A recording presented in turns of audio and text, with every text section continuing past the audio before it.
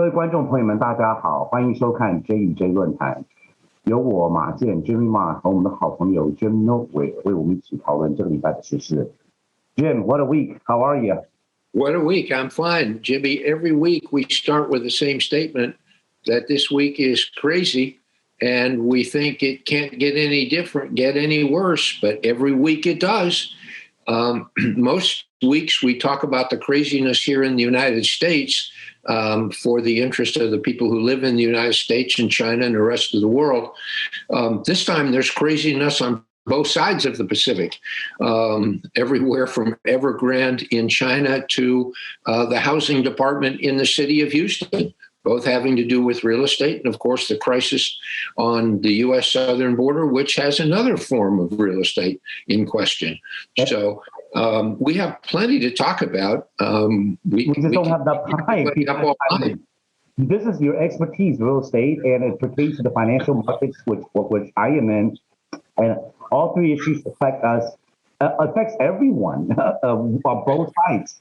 Right. Whether you are here, or whether you live in Texas or not, this is a national crisis, and for Houstonians, what's going on in City Hall is something that concerns all of us. Jim, what is going on? What is your take on Evergrande, and how is it affecting us? I mean, we've seen it happen in Japan. I've seen it happen in Hong Kong and Taiwan in the last 30 years. How bad is it? It's extremely bad for two very big, maybe I will say three big reasons. Number one, its size, just the sheer magnitude, 300 billion of known liabilities. And I posit that there is probably a like number of liabilities. In other words, 300 billion goes to 600 billion. And the difference is unrecorded liabilities, which is a complication created by poor accounting and reporting standards. The second big observation is how complex it is. It's everything from incomplete construction to the absence of liquidity, so they can't pay their bills, and they're borrowing from their employees. They're paying their vendors not in cash, but in more debt obligations, IOUs, which are worthless, and or they're trying to say, okay, Mr. Vendor, I can't pay you, so why don't you take an incomplete condominium? Well, that doesn't help the vendor at all. So it's extremely complex. And there, I understand they're in over 200 cities in every province. Trying to sort this out will be a mammoth task. And three, I think the cause of this is because no one was paying adequate attention. Chinese accounting and reporting standards are known in the West, at least in the US and the UK, to be very lax, and that's created its own problems independent of Evergrande. But I continue to believe investors everywhere don't pay adequate attention to the oversight responsibility that they have. In other words, I actually will pay President Xi a compliment. People say that the reason that all of this is coming to light now is that President Xi has been worried that private sector capitalism in China has been, quote, running amok. And what he wanted to do was to impose some discipline and, quote, let the air out of the balloon a little slowly. Once you start that process, the balloon explodes. There is no ability to control the explosion. My own view is it was only a matter of time, and a very short amount of time, before this was going to explode in the private marketplace. Why? Because they have huge interest and principal payments coming up. And they literally have not only no cash, but no pathways to generate cash. So it is going to be laid bare. And I can only guess the ripple effects throughout China. Now, why is that important to the United States? Because I believe that it will stem the flow of capital from China to the remainder of the world, including including the United States, which has direct impacts in Chinese based investments in many properties, in many companies in the United States. So there is going to be a liquidity consequence there. It may also impact the Chinese ability and willingness to buy U.S. Treasury securities, which unfortunately the U.S. is dependent upon. I think that's a secondary ripple effect. So as they say, strap on and hold on tight, because this is going to happen. I have seen articles now referencing other of the Chinese property companies beginning to experience, or at least beginning to report, similar problems as well. This will be very widespread. There's another problem that almost no one wants to talk about, though, that is also significant to China. China is known for building many of these buildings, and when they're finished, they sit there empty. So why would anyone build an empty building? The answer is in order to keep people employed. And so one of the consequences of all of this is when there's no ability to keep paying for construction, huge numbers of people, skilled people, moderate to high income people, as well as low income people, are going to be laid off. This will create a political problem for all of the political structure, including President Xi within China. No political leader anywhere in the world wants unemployment, and no one wants an immediate catastrophe. So it's going to be, that by itself is very, very significant. I could go on, and I don't mean to belabor points you made that I want to clarify for our viewers that created the market volatility 2 days ago. Before, we would think what happens in China is not related to us, but the international finance and markets are all connected. Right. We cannot sit there and think that every man is too big to fail. What you said about what the Chinese government is doing is very on point. But we have to look at the big picture. China experienced explosive growth in the last 40 years. It is actually unprecedented, going from an undeveloped country, third world country, to this, the second largest economy in the world, about to overtake us. What the government is doing is what's going on here, basically, let's say with Facebook, where government regulations and laws has not caught up to innovations of technology. Okay? When you said about accounting in China, it's very true, because a lot of times you overlook it in the name of growth, in the name of paying out higher dividends, or reaping the benefits of a stock valuation. We know that the ownership group, the owner's chairman, there is graft and corruption at every bank. They'll be exposed of how they spend their money. You mentioned to me earlier in our conversation that you wanted to tell our viewers how you saw what they were spending it on. Not all of it went to building. A lot of it went to paying dividends and to personal use. And you're absolutely right. To keep people employed, to maintain the illusion, to maintain this unrealistic growth rate. Now, what the government is trying to do is rein into. But in the big picture, in the long run, this has to be better for them, because we cannot have a repeat of corporations running amok and running the system as what we have here. No matter what political spectrum you're on, we have to admit that Facebook and social media really did change the election in 2016. It caused a lot of problems in the last 5 years. We have a lot of privacy issues, a lot of big data leaks. All of this will come back to haunt us down the road. But you're right, as private investors, as private citizens, we look at our portfolio, we look at the stock, we're trying to get profit instead of looking really and holding these corporations accountable. Let's hope China can do it. But like you said, I agree with you completely from what our internal, we look at it, everything is connected in China. They're all tied in. The state-owned banks, this in the end is going to be a national crisis that Beijing, everybody in China, perhaps everyone in the world will have to pay for this if it does collapse. There's a house.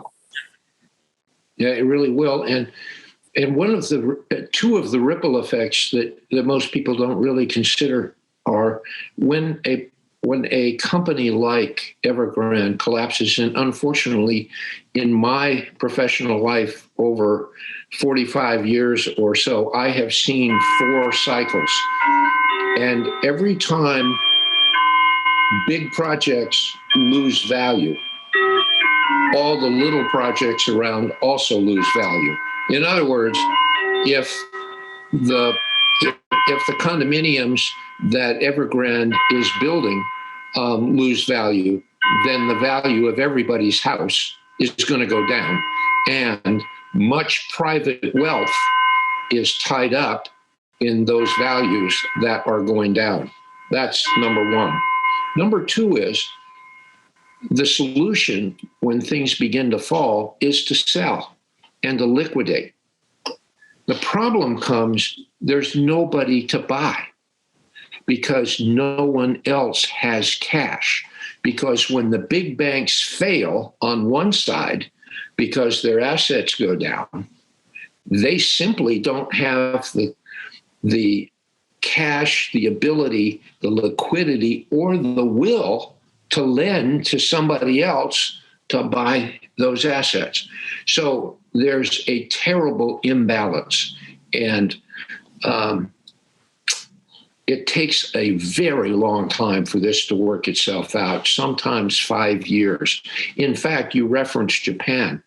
I was in Tokyo in January of 1990 when the Nikkei fell from 39,000 to 26,000 over 3 weeks. And over the next 3 months, it fell from 26 to 13. In other words, it lost 2/3 of its value in 4 months. And in the entire decade of the 90s, it never regained. You know, I'm very familiar with Japan. I lived there in the early 2000s for a bit. I had a very close friend, and I can tell you right now, the lost decade, you're talking about the lost decade, I can tell you right now, Japan never recovered.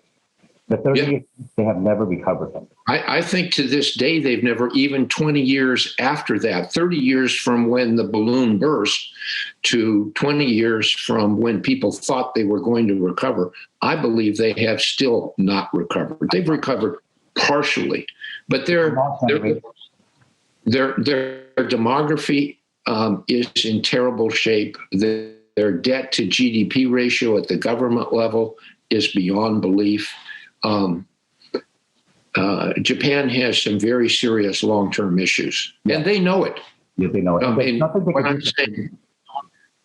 It's well known. So at any rate, I wish the Chinese well. And again, I give President Xi some measure of compliment to address this problem. Should have been done much bigger, much earlier. I do hope for China and for the world, because when I look at China, I don't look at Chinese government. I look at the Chinese people, and they are going to be hurt. And it's a terrible two-punch following the 1-2 of the worldwide COVID crisis, and everybody is still coping with that. And that's an economic crisis as well as a physical crisis. So that's very touching. I mean, that's absolutely true. The theme of our show has always been impartial. We criticize, we bring up issues as concerned citizens, but no matter what, we give credit where credit is due. What he's trying to do, what the government is trying to do, is something that we actually want to do, or what Japan should have done. Now, we don't know if they'll turn the tide, but at least they're doing something about it. They're trying. And in the short term, it will hurt a lot of stockholders, real estate. I lived in China too, so I can tell you right now, you're absolutely right. The personal wealth and a lot of bank outstanding loans, I mean, everything is tied into real estate. I mean, you couldn't believe in look at the empty housing projects out there, but yet Beijing, Shanghai, and Shenzhen, Beishangguang, the 3 main cities, the real estate prices don't go down. And China has been trying to control real estate prices in the last 5 years. They've been trying to send the outflow of funds, cracking down on Didi, on Tencent, on Alibaba. trying to ensure that the market doesn't run amok. But I mean, in a free market economy, in Wall Street, do we really want this? No, we want to have absolute capitalism. But looking at the results here, or even say Venezuela 20 years ago, we know what would happen when the balance sheet and the bottom line becomes the leader in setting policy. That will never be good in the long run. And looking at what happened in Japan. So, Jim, I absolutely agree with you. Thank you for saying that. I appreciate. We all appreciate it. We all feel the same, because if China collapses, it's not good for anybody in the world. No, I don't think China will collapse. I think its economy is far broader. No, I mean the housing. But the housing people, the housing portion will. I want to end on just one more thought. I want to pay President Xi a second compliment going forward and urge him to stick to his principles and let Evergrande fail. Do not bail it out.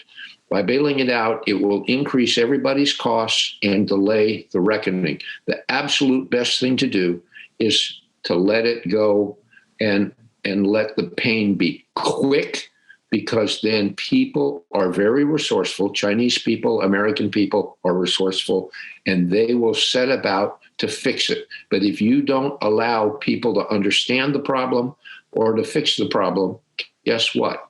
They won't, because they can't. So let it go. Let the chips fall where they may. And there may be some lessons for capitalism there, too. Speaking of government accountability, speaking of government accountability, we have a situation here in Houston. Do you want to describe what's happened there, Jimmy? I'm very disappointed. I'm very shocked at what's going on, because it's very clear to me what is going on. We have a the housing director, long-term housing director, that we probably both know, that has a sterling record, okay, that literally exposed corruption and graft here at the highest office in the city, at a news conference, out in the open public. This kind of things usually happens in boardrooms or back channels or private lunches at the end. This is not normal, Jim. And for it to be swept under the rug, we always say absolute power turns into absolute corruption. There's no accountability. Without even going into details or making accusations, what he has said did happen. This is on record. I believe it's being investigated by the state. I'm not sure about federal. I think there's two different agencies investigating. But where is the outrage? Where is the media coverage? Here's what it doesn't matter what politics you're in. This is black or white. There's no gray area when it comes to this. This is not a partisan issue. This is an allegation of direct, focused corruption. What happened was the city of Houston was charged with investing money on behalf of the U.S. Department of Housing and Urban Development that was administered through a state agency called the General Land Office. The money was passed from the federal to the state to the city. In order to properly evaluate competitive bids on competitive projects to invest the money, the city's housing director and his staff in the housing department evaluated at least 4 different proposals. And they ranked them all according to federal and state and city rules. Once their recommendations were prepared, apparently the mayor came to the housing department and came to the city council and wanted to take the 4th place finalist and bring it to the top. In other words, he wanted to invert the results of the city's studied evaluation process. And he insisted on doing that and insisted that he had the authority to do that. What then happened is the housing director went to city council and went to the two regulatory authorities, the state and the federal government, and said, this is exactly what has happened, and prepared a 77-page dossier of facts and figures. I have been given that. I have not yet read it, but I am. And then once these allegations were made public by the housing director, the mayor immediately, within an hour, fired the housing director. And he said it wasn't over this comment, it was over the fact that he had lost confidence in the housing director. Now, so what is really going on? They're not even hiding it. I mean, the contract was given to this firm, this LLC, that is registered to his former law partners.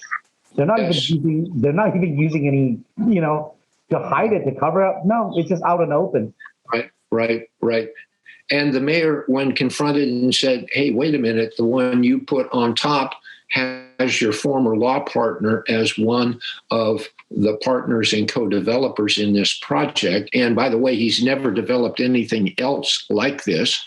So on what basis did you make this? He said, I wasn't aware that my former law partner was involved in this project or this transaction. Well, on the face of it, the mayor's assertions don't make any sense. How could he not be aware of what his partner's involvement was? Secondly, how could he not be aware of what the evaluation rules in the use of federal and state money? He may have had that ability to overturn things if it were only the city's money, but he did not have the ability to change the rules on how the evaluations occurred when federal and state money are involved. It makes no sense. And by the way, Mayor Turner is a Harvard lawyer. If anyone should understand the importance of the rule of law and the importance of regulations and contract documents, I would think he would. Jim. So what to do now? Jim, people don't understand how much power the mayor's office has. Houston, the way that the structure is set up, there is a lot of power. What people don't realize is also the people losing out are the low-income residents and the seniors that are supposed to benefit from the building of this. I mean, they end up they can build 4 times as much units for the same price. Instead, they just Right. The renting process, quid pro quo, has always happened in power. Part of the evaluation process is the winner, according to the housing department, would have spent $20,000 of this money on a per unit basis for the winner. The one that Mayor Turner took from 4th place to 1st place, it was $170,000 per unit. You could buy a first-class apartment in the Galleria area in the absolute best part of town for that kind of money. You could provide luxury housing, not affordable housing for the indigent or poor. I'm not sure what is he thinking for a very experienced political operative, for someone that's been in the game for a long time. What prompted this absolute arrogance to think that? Well, we've asked that question about a lot of public officials, and the only answer I can speculate, because I haven't spoken to either the housing director or the mayor about this or anyone else directly involved, is apparently he thought the rules didn't apply to him. I understand those rules. I had to deal with them when I had that job 10 years ago. I understand perfectly the challenge. Would you have done the same, Jim? Would I have done the same? I would have definitely exposed the problem, but I would probably have handled things a little bit differently. at the cost of your career, and you will be dragged through the mud. You will be attacked. You will be you become enemies with a lot of powerful people. Well, yes, that's true, but that's going to happen in any event. The housing director's time in the city was over one way or another. And here's what I mean by that. Whether he quit or was fired, my own 2 cents is he would have been far better off to resign. And then once he leaves, then expose everything as the reason for him leaving. But that's a distinction really without a difference. He knew he was going to be fired. He said as much in public.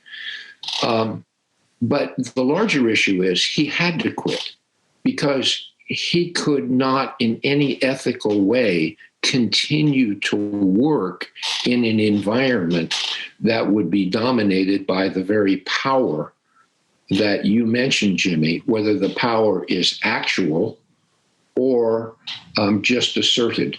I think the mayor has asserted power that he does not really have.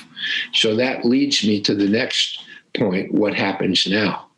The most important thing is that the two levels of government, the federal government through HUD and the General Land Office of the state, conduct their own independent investigations. They have both said that they are starting those, and I have every reason to believe that they will continue. I think it's very important that the news media continue on this, and for the second day, they have done this. They have given an update on this in the Houston Chronicle, and I believe the television stations are going to do so as well. I hope they do not lose interest in this. They need to keep it in front and center. The voters need to take charge of this as well. But there's term limits. His terms are up. He can run again. So perhaps it's a parting gift to the supporters. The what? I'm sorry, Jimmy? It's the last term. He can't run again. So well, yeah, but there's going to come a time where people will question: is he fit to remain in office? And we'll see what happens there. But whatever it is, if the allegations are factually true, two big things. Number one, there is no way that the existing housing director could continue in his job, given all of that. This is like when President Nixon ordered the attorney general to fire the special prosecutor that was investigating him. And the then attorney general, Elliot Richardson, said no. And so he quit. He would not fire the special prosecutor. And then the deputy attorney general, William Ruckelshaus, said, no, I'm not going to do it. And they fired him too. And it was only the third person, Robert Bork, who accepted the challenge, fired Archibald Cox, et cetera, et cetera. I mean, it's clear in legal history. But the lesson of Watergate, and I mentioned this to a close colleague this morning, the lesson of Watergate is, I believe, twofold. The first one everybody talks about. The cover-up is worse than the crime. That's what caused Nixon to be forced to resign. And I believe there's a big lesson here. The cover-up is worse than the crime. The second thing, and this goes to the heart of the way that this mayor and others conduct their administration. It's very important that elected officials tell the truth, the whole truth, and nothing but the truth, and practice what's called transparency. They need to report things consistently, especially bad news. But most don't do that. They hide things, and they spin things. And another issue that Mayor Turner has had trouble with is, at the urging of our city controller, the city created a program called the Transparency Project. This This goes back approximately a year. And about 2 or 3 months ago, the city controller said, I can't get the information I need to conduct the transparency project from the city's finance department. So I don't know what to do. And the mayor said, okay, we're just going to end the program. So there is no more transparency project. Okay? Jim, what you said is very interesting about Watergate, because it is a big deal. I was supposed to go to law school. I didn't. I ended up getting a 2 master's degree in finance. But if you have an interest in law and history, you want to learn from history, so you don't repeat the lesson. I don't think anyone has. What you said about why are these folks in power doing that is because I think for them to get to where they are, they've got away with a lot of things. They think that they think there's a chance they'll get away like before. They think, luck or chance, and maybe it'll slide over, something else happen. I mean, the best example is Mr. Trump. I mean, look at what happened to Mike Pence. This come out in the open that he's asked Pence to overturn the election. We know what happened to cover up. Yeah, we don't talk about it. These men's legacies will be defined by this. At the time during Watergate, these folks probably think they're just taking orders from their president. They're showing loyalty, just like the folks now.